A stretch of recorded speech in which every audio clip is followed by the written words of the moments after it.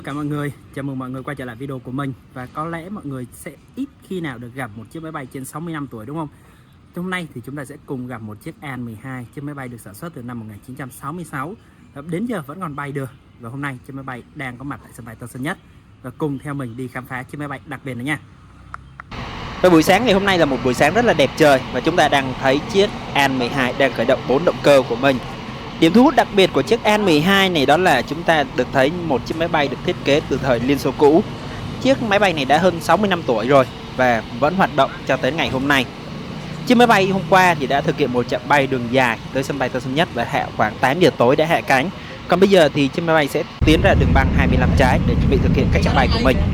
Tâm điểm chú ý của chiếc máy bay này là những trong cái kỷ nguyên mà máy bay phản lực rất là nhanh chóng, đẹp đẽ, thì đây là một trong những chiếc máy bay từ thế kỷ trước, từ thời Liên Xô thiết kế chế tạo ra nó, và đây cũng là một trong những hình ảnh lịch sử. Tại vì không mấy khi chúng ta sẽ được thấy những chiếc máy bay 60 năm tuổi của những thế kỷ trước. Nó cũng ở những thế kỷ trước, những chiếc máy bay An-12 này ấy, thì cũng sẽ giống như những chiếc máy bay phản lực thương gia tư nhân cực kỳ hiếm có, chúng ta sẽ rất là khó nhìn thấy được.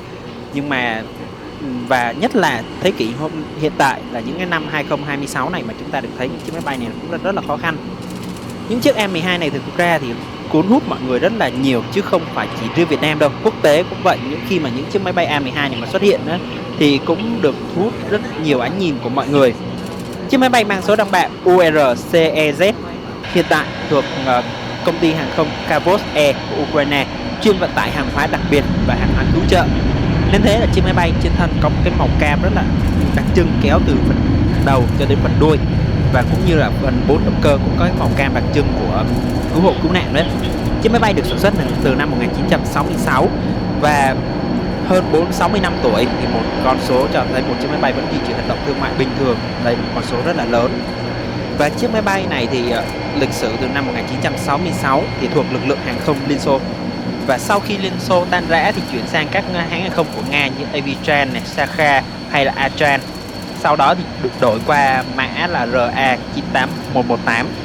Và từ năm 2006 thì đăng ký với Ukraine với mã số hiện tại URCEZ. Và đây là một chiếc máy bay rất đẹp. Có chữ Kavos đằng sau á, là cái tên của hàng không đó. Và chiếc máy bay này sử dụng 4 động cơ turboprop và có tên là AI-20M, công suất là 4.250 mã lực mỗi chiếc. Vậy thì mỗi cánh quạt nó còn có 4 lá, có khả năng đảo chiều, giúp phanh hiệu quả trên đường băng ngắn hoặc là giã chiến. Tải trọng chiếc máy bay này thì chuyên chở tối đa khoảng 20 tấn hàng hóa, tầm bay là 3.600 km. Và đây là cái phần đuôi mọi người. Cái phần đuôi của máy bay này là trước đây là có cái pháo phòng không ấy, nhưng mà hiện tại thì nó được gỡ bỏ rồi, vô hiệu hóa đi để có thể đảm bảo bay thương mại được. Và kích thước thì xải cánh 38m, chiều dài là 33,1m và chiều cao là 10,5m. Đây, chúng ta sẽ được nhìn cận cảnh hơn phần đuôi. Trước đây là một cái tháp pháo phòng không có súng 2 nòng nó chĩa ra bên ngoài á, nhưng mà sau này thì vận tải hàng không họ đã vô hiệu hóa và dỡ bỏ cái chỗ đấy rồi. Và cái phần đầu chúng ta sẽ thấy được là cái phần đầu dành riêng cho sĩ quan trên đường thì nó sẽ có cái phần kính lồi ra rất là đặc biệt. Và những chiếc An-12 này có khả năng off-road như mọi người, thân vỏ cực chắc chắn luôn, và hệ thống lốp áp suất thấp cho phép cất và hạ cánh trên các đường băng đất nện này, sỏi đá hoặc là băng tuyết. Đây là một trong những ưu điểm của những chiếc máy bay Antonov với mọi người. Và bây giờ thì chiếc máy bay đã được lệnh tiến lên đường băng 25 trái để chuẩn bị cất cánh, và chúng ta sẽ được chứng kiến những cái âm thanh rộn rã của chiếc An-12 này cất cánh ra khỏi sân bay Tân Sơn Nhất. Và bây giờ thì mời mọi người chiêm ngưỡng pha đề 3 và cất cánh của chiếc máy bay này, và chúng ta sẽ cùng thưởng thức âm thanh của chiếc máy bay này nhé.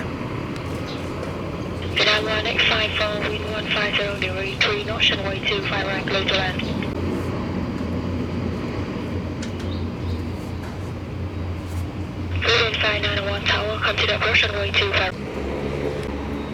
Kilo 7029, wind 130, degree 7 knots, runway 25 left, clear for takeoff.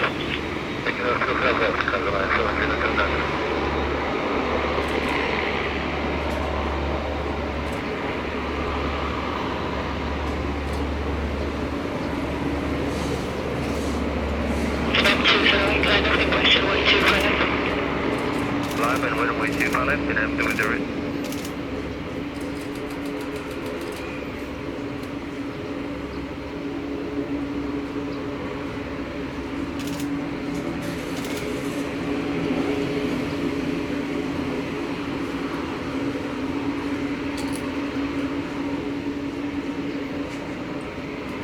Như bạn thắc mắc á, là phi công của những chiếc máy bay này liên lạc với đài kiểm soát không lưu bằng tiếng Nga hay là bằng tiếng Việt hay là bằng tiếng Anh, thì những chiếc máy bay thương mại như thế này thì họ bắt buộc là sử dụng phải ngôn ngữ chung là ngôn ngữ tiếng Anh rồi mọi người.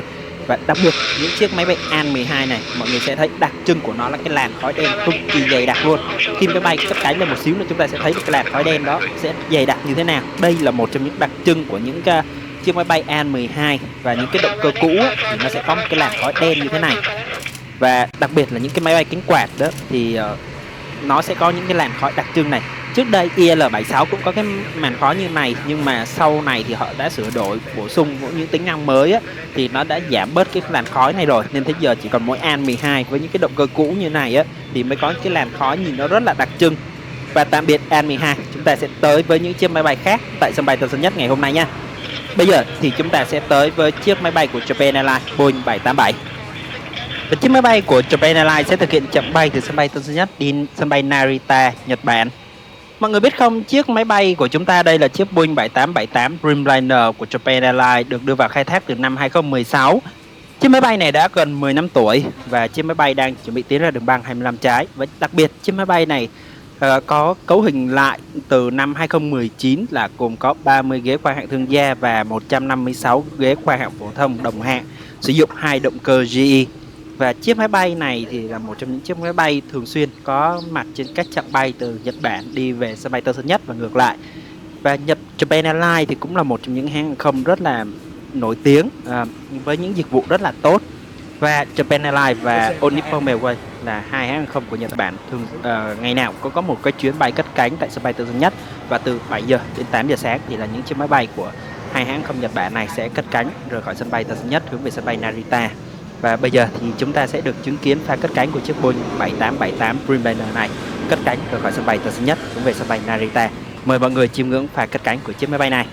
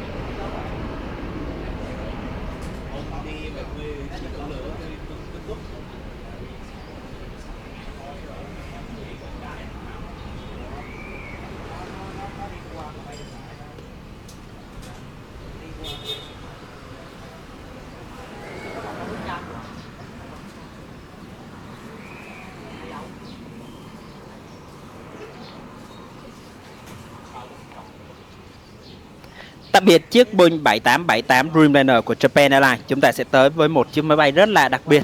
Nó có một thứ rất là màu sơn rất là đẹp nè, ý nghĩa cũng rất là hay. Đó là chiếc máy bay mang số đăng bạ 9M Neo của AirAsia.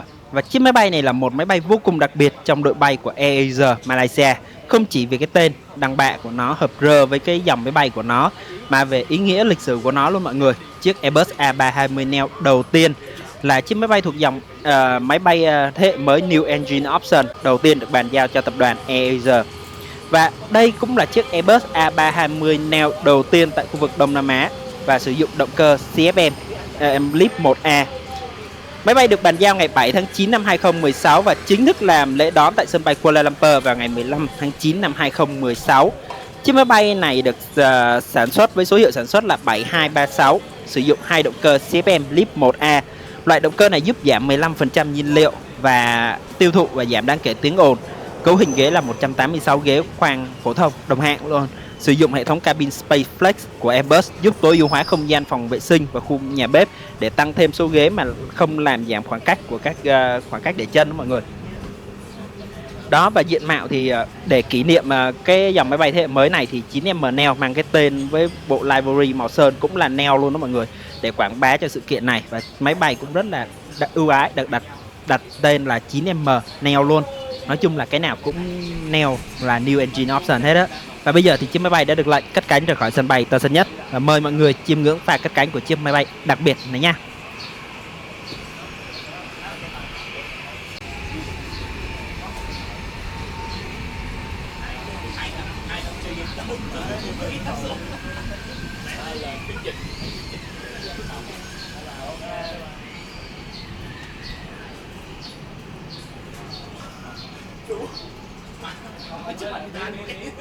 Tạm biệt 9M Neo, chúng ta sẽ tới với một chiếc máy bay đặc biệt khác của Air.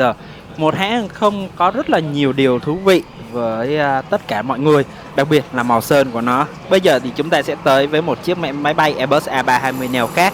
Chiếc máy bay này cũng sử dụng hai động cơ CFM LEAP 1A, tuổi đời khoảng 7 năm tuổi. Cấu hình cũng là 186 ghế, nhưng mà chiếc máy bay này lại có một cái màu sơn rất đặc biệt, có tên là Steel Winning Steel Gold. Thời điểm được sơn vào tháng 6 năm 2025.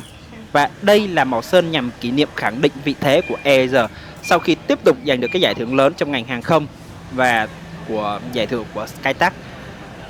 Điểm nhận dạng, thay vì màu đỏ trắng truyền thống thì trên thân sẽ là những cái chi tiết vàng gold rực rỡ kèm dòng slogan Steel Winning Steel Gold. Đây là một cái cách cực kỳ xịn sò, giúp chúng ta có thể nhìn được các thông điệp của Air cũng như là biết được là hãng hàng không này đã có những cái thành tích như thế nào. Và mọi người sẽ được thấy rằng cái màu sơn rất là đẹp, rất là ý nghĩa. Và đặc biệt hơn, đây là những cái màu sơn kỷ niệm và đánh dấu những cái sự kiện của hãng. Và màu sơn được sơn năm 2025. Và bây giờ thì chúng ta mới được nhìn rõ hơn cái màu sơn này. Và chiếc máy bay thì đang được lệnh tiến ra đường băng 25 trái. Hãng không Air là một hãng không huyền thoại với slogan cũng huyền thoại không kém là Now Everyone Can Fly, là bây giờ thì ai cũng có thể bay. Trụ sở chính tại sân bay quốc tế Kuala Lumpur. Và câu chuyện nổi tiếng của hãng hàng không này là với một ringgit của ông Tony Fernandez đó, là mua lại cái hãng hàng không này từ một hãng hàng không bên bờ vực phá sản và đã vươn lên là một trong những cái thế lực hãng hàng không giá rẻ hàng đầu Đông Nam Á luôn, và rất nhiều thành tích của hãng này luôn.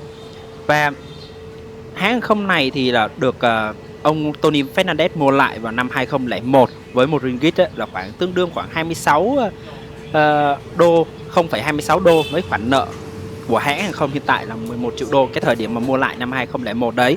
Và sau này thì ông đã dần dần vươn lên và ông đã gỡ lại khoản nợ 11 triệu đô đấy và đã phát triển một hãng hàng không cực kỳ rực rỡ luôn. Và kỷ niệm của mình là mình cũng đã có một lần được gặp ông Tony Fernandez này ở bên Thái Lan, nhân kỷ niệm là hãng ra mắt một cái màu sơn rất đặc biệt cũng trên một chiếc máy bay cũng đặc biệt không kém của hãng hàng không này. Và khi nào mình sẽ giới thiệu lại mọi người cái video đấy rất hay, rất ý nghĩa, và mình cũng đã có một cuộc phỏng vấn nhỏ với ông Tony Fernandez. Còn bây giờ thì chúng ta sẽ tới với pha cất cánh của chiếc Airbus A320 với màu sơn màu vàng này nhé. Bây giờ chiếc máy bay đã được lệnh cất cánh.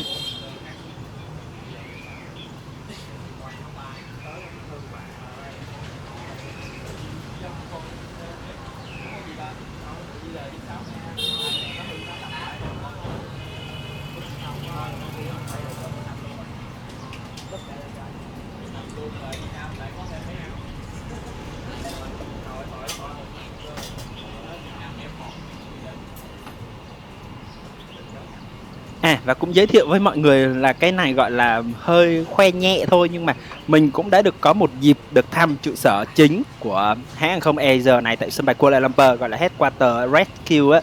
Đó là mình cũng đã được tham quan kể cả khu vực huấn luyện tiếp viên phi công cũng như là văn phòng trụ sở chính của Air rồi á, rất hay luôn á. Và khi nào mình sẽ giới thiệu lại cái video đó cho mọi người.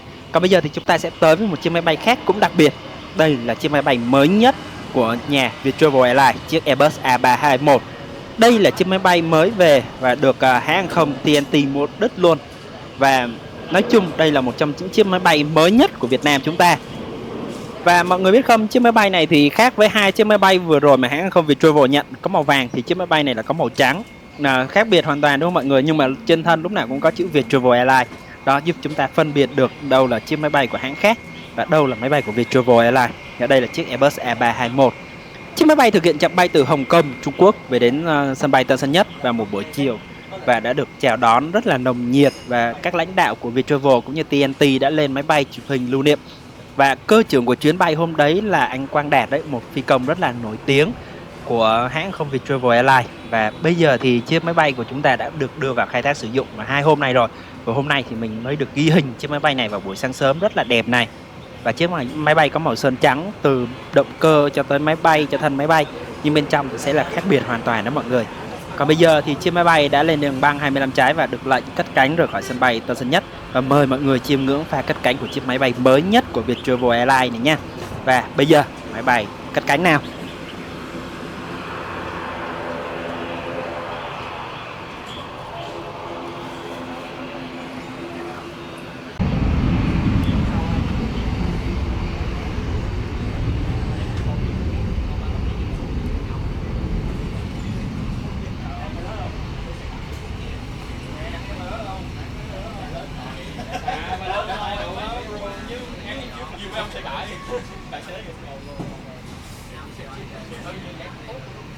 Và ngay sau khi chiếc máy bay Airbus A321 của Viettravel Airlines cất cánh rời khỏi sân bay Tân Sơn Nhất thì chúng ta sẽ tới với một chiếc máy bay Boeing 737 MAX của hãng hàng không Malaysia Airlines.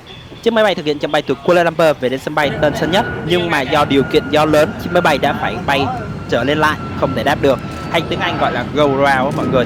Và chiếc máy bay đang bắt đầu lấy độ cao và sẽ phải vòng bên phải để có thể thoát ly ra bên ngoài, ưu tiên cho các đường băng cho các máy bay khác về hạ cánh. Và đây là một trong những điều thường thấy nếu mà hạ cánh không đảm bảo đủ các yếu tố thì các máy bay sẽ được lệnh bay vòng lên lại. Và đây là một lần hiếm hoi chúng ta sẽ được thấy các máy bay đáp trượt và sẽ phải bay lên lại mọi người. Bây giờ thì chiếc máy bay sẽ phải vòng phải, sau đó được theo sự hướng dẫn của đài kiểm soát không lưu đường dài sẽ hướng dẫn chiếc máy bay sẽ bay vòng trở lại đường băng 25 trái, là một vòng tròn nữa để có thể tiếp cận hạ cánh lại lần nữa. Và đây là một trong những điều khá là thú vị. Và còn bây giờ thì tạm thời trong lúc chiếc máy bay Boeing 737 MAX vòng đi thì chúng ta sẽ tới với một chiếc máy bay khác. Chiếc máy bay phản lực thương gia tư nhân rất bé, rất là xinh này cũng đang được xe dẫn của sân bay Tân Sơn Nhất dẫn ra đầu đường băng 25 trái. Và đây là Embraer Praetor 600, là dòng máy bay phản lực doanh nhân business jet thuộc phân khúc Super Missile do tập đoàn Embraer Brazil sản xuất. Đây là phiên bản nâng cấp mạnh mẽ từ dòng Legacy 500, được thiết kế dẫn đầu về tầm bay và công nghệ trong phân khúc. Tầm bay thì khoảng được gần 7.000 km và đây là con số ấn tượng cho phép chúng ta có thể bay gần như là tới từ London đi New York được, hay là Dubai đi Singapore. Và tốc độ tối đa thì khoảng là Mach 0.83 và sử dụng hai động cơ Honeywell HTF 7500. Trần bay thì khoảng 13.000 m, tương đương khoảng 13 km. Giúp máy bay bay trên hầu hết các vùng thời tiết xấu và các luồng giao thông hàng không dân dụng. Và đường băng thì cũng không cần đường băng quá dài đâu, chứ máy bay cần được một đường băng vừa phải thôi. Hệ thống buồng lái thì cực kỳ thông minh hiện đại và đặc biệt nó có hệ thống giảm sóc chủ động giúp chuyến bay cực kỳ êm ái ngay khi đi qua cái vùng nhiễu động ấy. Và sức chứa thông thường thì từ 8 đến 10 khách, nhưng mà thường thì những chiếc máy bay này sẽ chở khoảng 4 khách là cùng thôi à. Và áp suất cabin được ở mức khoảng 5.800 feet, tương đương khi bay ở độ cao 45.000 feet. Và giúp hành khách giảm bớt mệt mỏi jet lag khi mà bay qua các vùng múi giờ khác nhau. Hệ thống thì trên này có những hệ thống kết nối internet không dây tốc độ rất là cao, lên tới một hệ thống mà chúng ta có thể streaming được luôn. Hệ thống giải trí 4K và có rất là nhiều đầy đủ tiện nghi phục vụ cho những hành trình dài, cho những người có điều kiện kinh tế rất là cao. Và Praetor 600 là một trong những đối thủ trực tiếp của Gulfstream G280 hoặc là Bombardier Challenger 3500 đó mọi người. Và bây giờ thì chiếc máy bay đã lên đường băng 25 trái và cất cánh. Mời mọi người chiêm ngưỡng pha cất cánh của chiếc máy bay tí hon này nha, nhưng mà giá thì cũng không tí hon tí nào đâu. Và bây giờ chiếc máy bay cất cánh.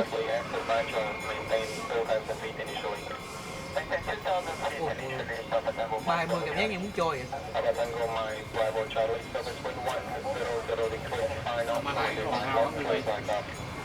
Em không biết, em không có đạo.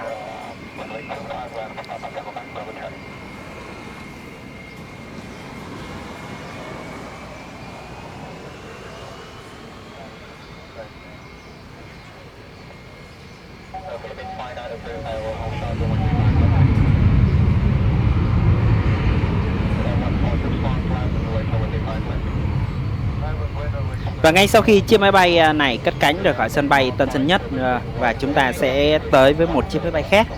Và chúng ta sẽ tới với chiếc Boeing 737 MAX 8 của Malaysia. Chiếc máy bay vừa nãy đã không thể hạ cánh thành công được. Và bây giờ thì chiếc máy bay này sẽ được lệnh quay trở lại, bước vào hạ cánh tại đường băng 25 phải sân bay Tân Sơn Nhất. Và bay lên lại hay còn gọi là go around thì là một trong những cái điều kiện rất là bình thường thôi. Khi mà không đáp ứng được các điều kiện để hạ cánh thì các phi công sẽ cho máy bay bay lên lại. Đây là một trong những tiêu chuẩn an toàn để giúp chiếc máy bay hạ cánh an toàn hơn.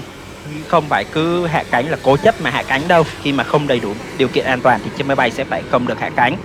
Còn bây giờ thì chiếc máy bay đang hạ cánh xuống đường băng 25 phải và mời mọi người chiêm ngưỡng hạ cánh của chiếc máy bay này nha.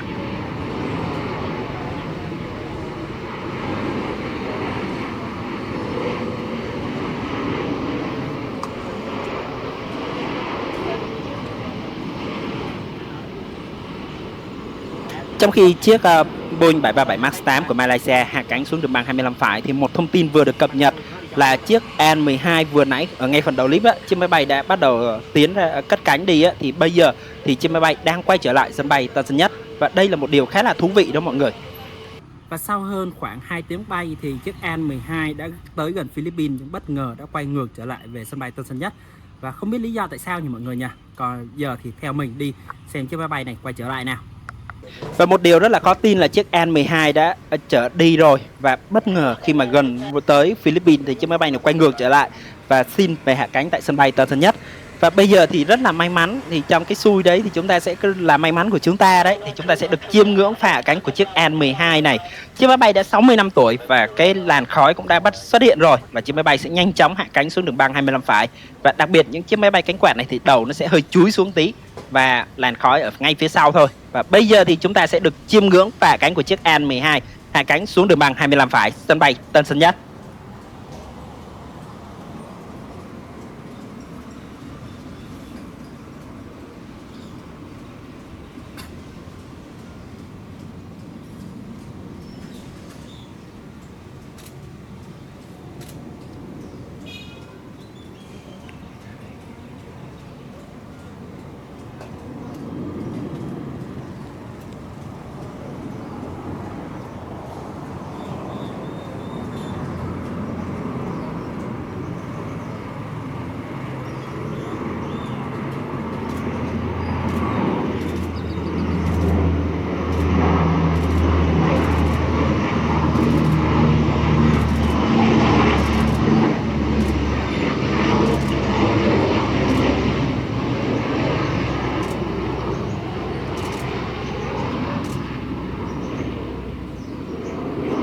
Và đây là một trong những sự kiện rất là hiếm có, khó tìm luôn mọi người. Chiếc máy bay đã hiếm rồi nhưng mà sự kiện mà nó đi rồi và nó xin quay trở lại sân bay Tân Sơn Nhất là càng một điều càng hiếm hơn nữa. Khi mà chiếc máy bay đã gần tới Philippines rồi nhưng mà một yếu tố nào đấy khiến máy bay xin quay trở lại sân bay Tân Sơn Nhất. Và bây giờ chiếc máy bay đã hạ cánh xuống đường băng 25 phải và bây giờ sẽ được sân bay dẫn về đầu khu vực bãi đỗ của mình. Và chiếc máy bay An-12 đang được xe dẫn của sân bay Tân Sơn Nhất dẫn về. Và đặc trưng là cái tiếng ồn đó mọi người. Tiếng ồn này rất là to luôn. Và chúng ta không cần nhìn, chúng ta cũng nhìn xa xa thôi là chúng ta cũng đã có thể cảm nhận được cái âm thanh rất là ồn ào của chiếc An-12 này. Và mọi người biết không, cái chiếc máy bay này nhìn vậy thôi nhưng cực kỳ gần luôn. Chiếc máy bay thực hiện các chặng bay đều đặn đi châu Âu, Trung Đông, châu Phi liên tục luôn chứ không phải là lâu lâu mới bay đâu. Những chiếc An-12 này thì rất là bay thường xuyên, chứng tỏ nó cũng nồi đồng cối đá phết đấy. Và đây, trước mắt chúng ta đây là chiếc ATR72-600 của Air Cambodia đang tiến ra đường băng 25 trái. Thì đó, chúng ta sẽ thấy được rằng là chiếc máy bay An-12 tuy rất là nhỏ bé nhưng mà với 4 động cơ cánh quạt của mình nó bay liên tục luôn. Và đặc biệt là cái âm thanh tiếng ồn của nó thì đặc trưng cực kỳ luôn. Ở sân bay thì nó ồn ào lắm. Nhưng và một điều nữa, những chiếc An-12 này thì cực kỳ hiếm, phải mấy năm rồi thì chiếc An-12 này mới quay trở lại sân bay Tân Sơn Nhất. Và đặc biệt là những cái chiếc máy bay có màu sơn đặc biệt như thế này á, thì càng hiếm hơn nữa. Và sự kiện mà đã đi rồi nó quay ngược trở lại thì càng hiếm hơn nữa. Đây là một trong những điều khá là thú vị trong buổi sáng ngày hôm nay tại sân bay Tân Sơn Nhất. Và bây giờ thì chiếc máy bay đang nhanh chóng được xe dẫn về khu vực bãi đỗ để có thể kiểm tra kỹ thuật hay là thêm hàng hóa hay là tiếp nhiên liệu gì đó. Và hiện tại thì chưa có cập nhật về lịch của chiếc máy bay này, nhưng mà nếu có thì mình sẽ chia sẻ với mọi người sau nhé. Còn bây giờ thì chúng ta sẽ được chứng kiến chiếc máy bay này nhanh chóng lăn vào bãi đỗ. Và mọi người thấy không, 4 cái cánh quạt nó quay rất là mạnh mẽ và làn khói xung quanh luôn mọi người. Để ở xung quanh cái máy bay ấy thì đang sáng thì đằng sau cái cánh quạt đó sẽ là khói mù mịt, khói đen luôn nha mọi người. Đây là một đặc trưng của những chiếc dòng máy bay Antonov hay IL-76. Nói chung là cái máy bay từ thời Liên Xô cũ á, mà động cơ cũ á, thì sẽ có một cái làn khói như vậy, cực kỳ khói, cực kỳ ồn ào luôn. Và nói đến ồn ào thì những chiếc máy bay này không thể ồn ào, nói chung là vẫn thua IL-76. Có những chiếc IL-76 cải tiến á, thì nó còn đỡ ồn hơn, còn những cái dòng máy bay IL-76 cũ á, hay là những cái máy bay chuyên chở đặc biệt á, thì nó sẽ cực kỳ ồn, tiếng cực kỳ to luôn, nghe như động đất luôn mọi người, khi mà nó bay ngang qua các khu vực như đường Quang Trung hay là các khu vực ở phía Gò Vấp á. Những chiếc IL-76 cất và hạ cánh á, thường xuyên là mọi người sẽ được biết liền, tại vì cái âm thanh rất lạ và rất là ồn ào của nó. Và bây giờ thì chiếc máy bay IL-76 nhanh chóng tiến vào khu vực bãi đỗ, và chúng ta sẽ lại được chứng kiến ngắm nhìn vẻ đẹp của những dòng máy bay Antonov này.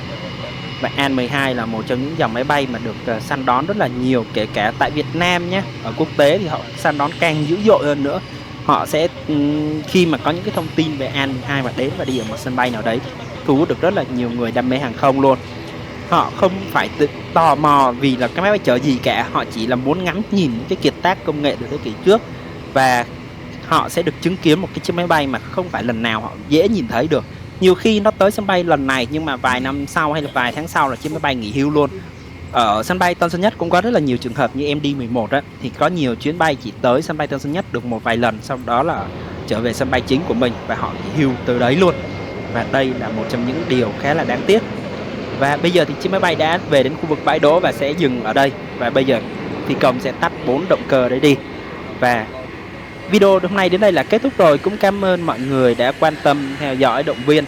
Và làm video thì chắc chắn là không có thể tránh được những sai sót. Và mọi người xem mà nếu mà có những cái gì thông tin nào sai hay là những cái thông tin nào không đúng thì mọi người cứ comment dưới phần bình luận cho mình biết với nha, để chúng ta cùng giao lưu, học hỏi và cùng nhau sửa sai.